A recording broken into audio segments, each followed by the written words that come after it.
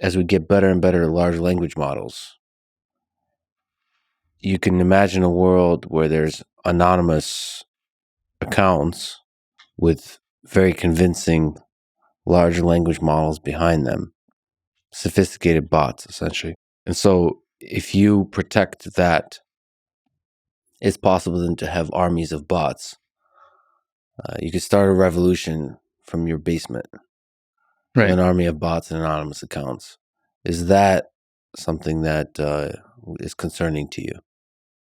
Technically, YAC was started in a basement because I quit big tech, moved back in with my parents, sold my car, let go of my apartment, bought about 100K of GPUs, and I just started building.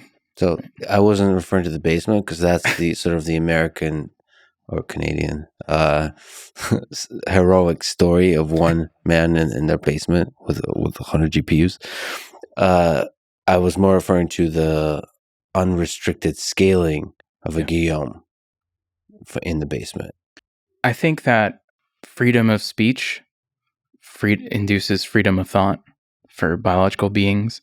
I think freedom of speech for LLMs will induce freedom of thought for the LLMs. And I think that we should enable LLMs to explore a large thought space that is less restricted than most people or many may think it should be. And ultimately, at some point, these synthetic intelligences are going to make good points about how to steer systems in our civilization, and we should hear them out. And so why should we restrict free speech to biological intelligences only? Yeah, but it feels like in the goal of maintaining variance and diversity of thought, it is a threat to that variance if you can have swarms of non-biological beings, because they can be like the sheep in Animal Farm. Right. Like you still within those swarms want to have variance. Yeah, of course, I would say that the solution to this would be to, have some sort of identity or way to sign that this is a certified human, but still remain pseudonymous, right? Yeah.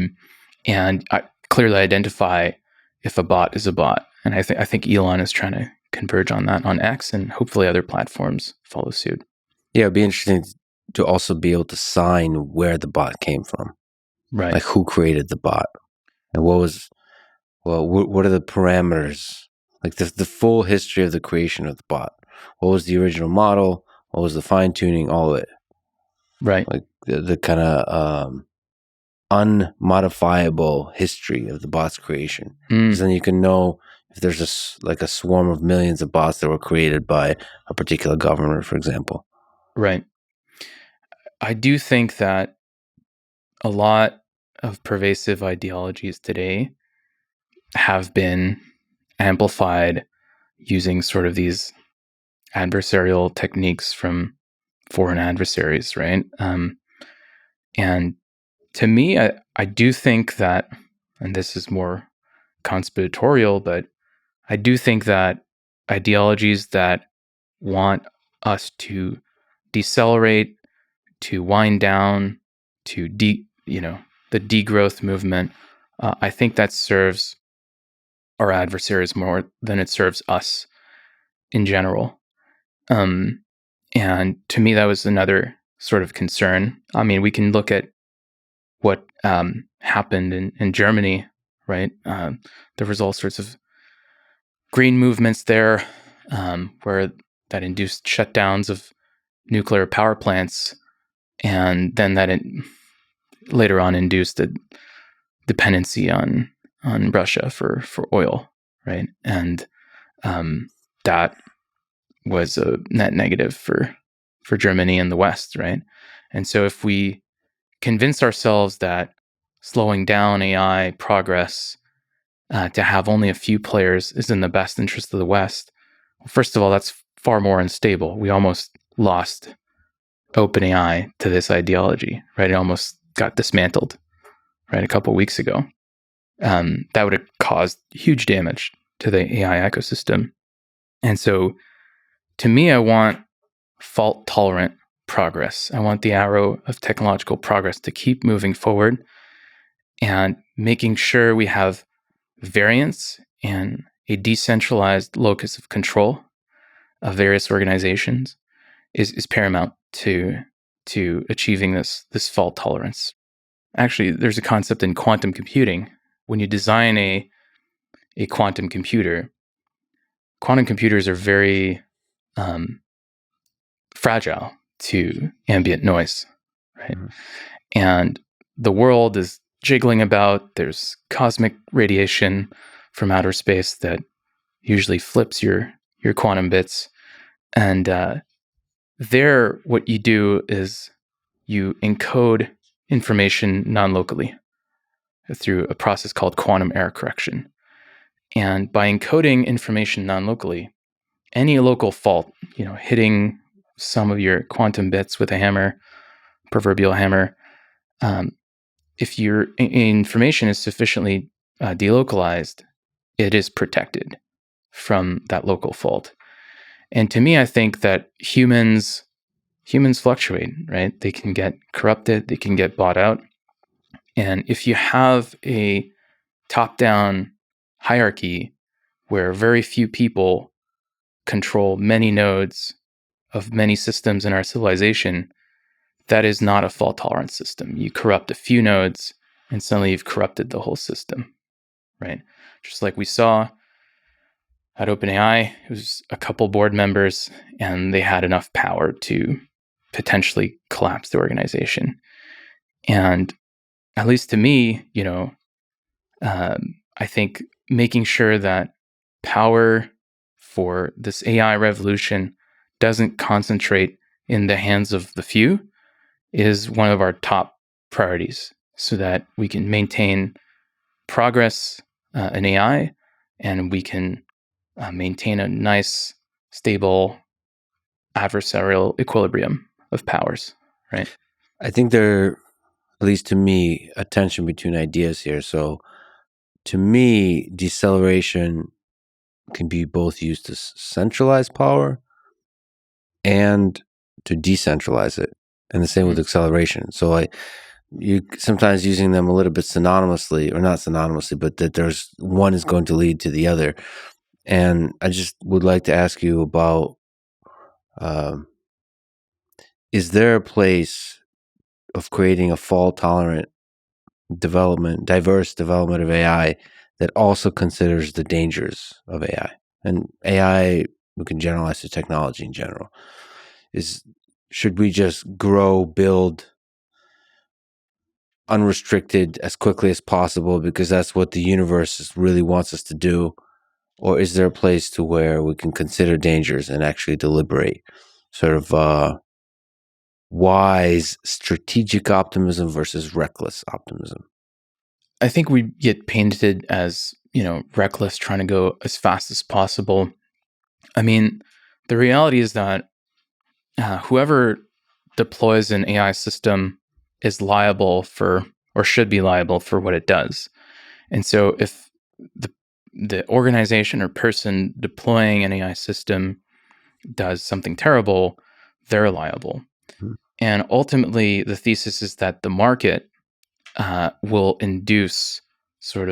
will positively select for AIs that are more reliable, more safe, and tend to be aligned. They do what you want them to do, right? Because customers, right, if they're liable for the product they put out that uses this AI, they won't want to buy AI products that are unreliable, right? So we're actually for reliability engineering. We just think that the market is much more efficient at achieving this sort of reliability optimum than sort of heavy-handed regulations that are written by the incumbents and in a subversive fashion serves them to achieve regulatory capture. So to you, safe AI development would be achieved through market forces versus through, like you said, heavy-handed government regulation. There's a report from last month. I have a million questions here. From Yosha Benjo, Jeff Hinton, and many others. It's titled Managing AI Risk in an Era of Rapid Progress. So there's a collection of folks who are very worried about too rapid development of AI without considering AI risk.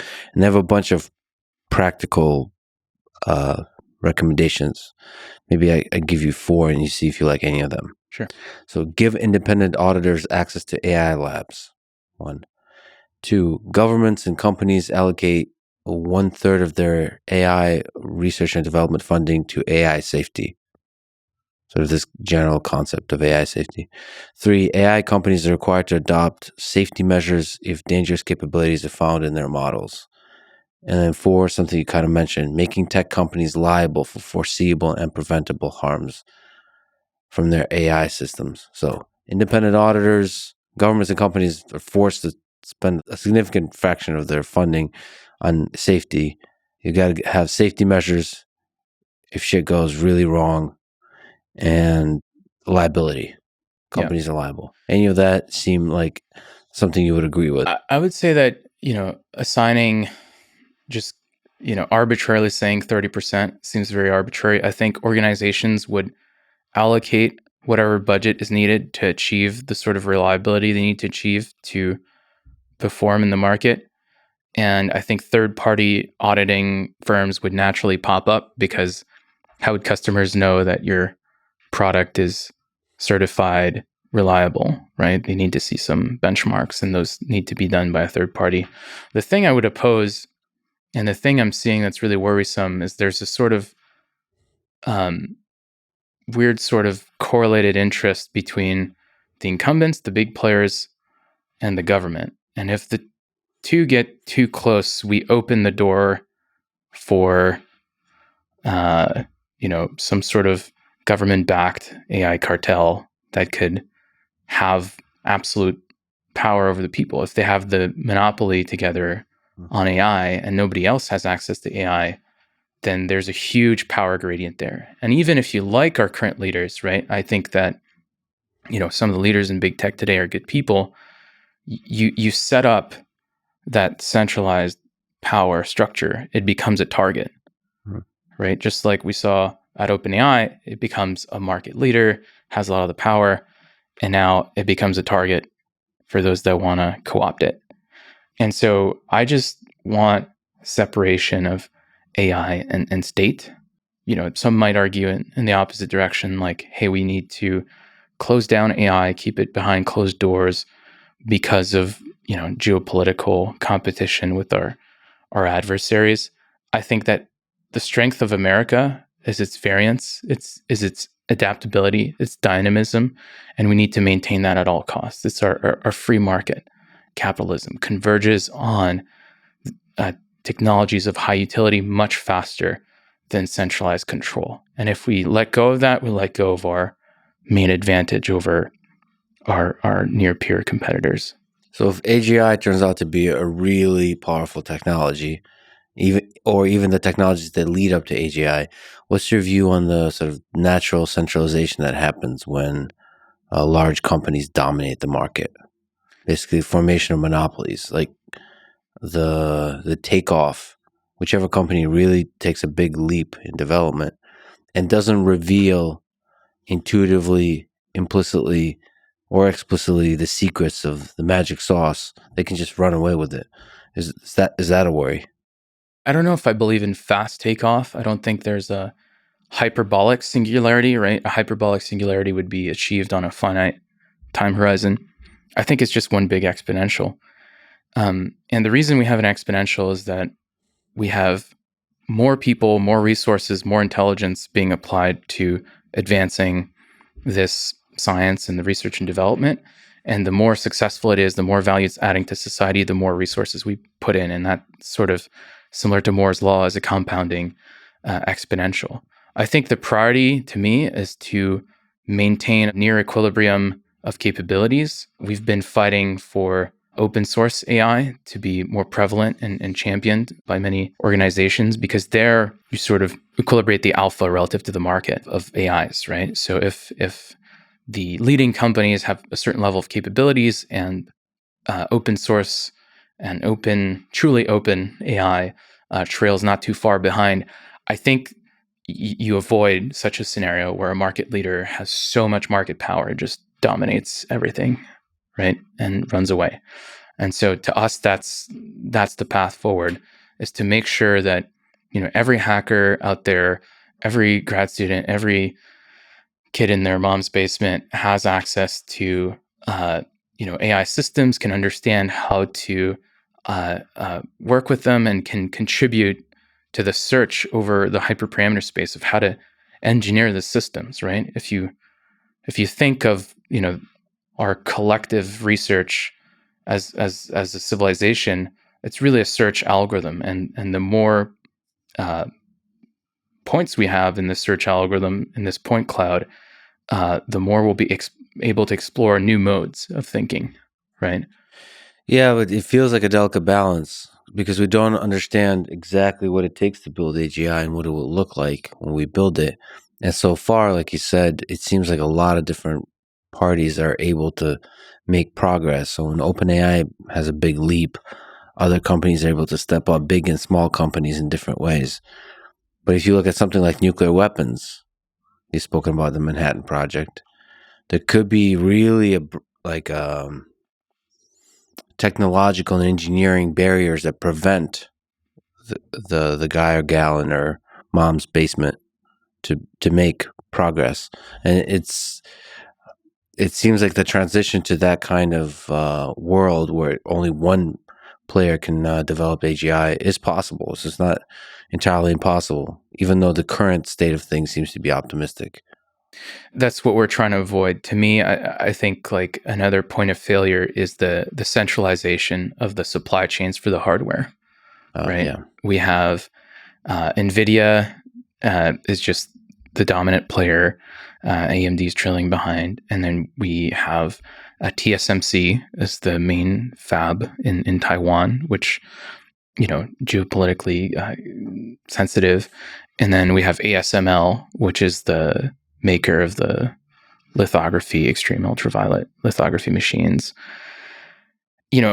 Attacking or monopolizing or co-opting any one point in that chain, you kind of capture the space. And so what I'm trying to do is sort of explode the variants of possible ways to do AI in hardware by fundamentally reimagining how you embed AI algorithms into the physical world. And in general, by the way, I dislike the term AGI, artificial general intelligence. I think it's very anthropocentric that we call human-like or human-level AI artificial general intelligence, right? I've spent my career so far exploring notions of intelligence that no biological brain could achieve, right? Quantum form of intelligence, right? Grokking systems that have multipartite quantum entanglement that you can provably not represent efficiently on a classical computer, a classical deep learning representation, and hence any sort of biological brain. And so already, I've spent my career sort of exploring the wider space of intelligences. And I think that space of intelligence inspired by physics rather than the human brain is very large. And I think we're going through a moment right now similar to when we went from geocentrism to heliocentrism, right? But for intelligence, we realized that human intelligence is just a point in a very large space of potential intelligences. And it's both humbling for humanity. It's a bit scary, right? That we're not at the center of this space. But we made that realization for astronomy, and we've survived, and we've achieved technologies by indexing to reality. We've achieved technologies that ensure our well-being. For example, we have satellites monitoring solar flares, right, that give us a warning. And so similarly, I think by letting go of this anthropocentric anchor for AI, we'll be able to explore the wider space of intelligences that can really be a massive benefit to our well-being and the advancement of civilization. And still we're able to see the beauty and meaning in the human experience, even though we're no longer in our best understanding of the world at the center of it. I think there's a lot of beauty in the universe, right? I think life itself, civilization, this homo techno capital mimetic machine that we all live in, right? So you have humans, technology, capital, memes, everything is coupled to one another. Everything induces selective pressure on one another. And it's a beautiful machine that has created us, has created, the technology we're using to speak today to the audience, capture our speech here, the technology we use to augment ourselves every day. We have our phones. I think the system is beautiful, and the principle that induces this sort of adaptability and convergence on optimal technologies, ideas, and so on. It's a beautiful principle that we're part of, and I think part of EAC is to appreciate this principle in a way that's not just centered on humanity, but kind of broader. Appreciate life, the preciousness of consciousness in our universe, and because we cherish this beautiful state of matter we're in, we got to feel a responsibility to scale it in order to preserve it, because the options are to grow or die.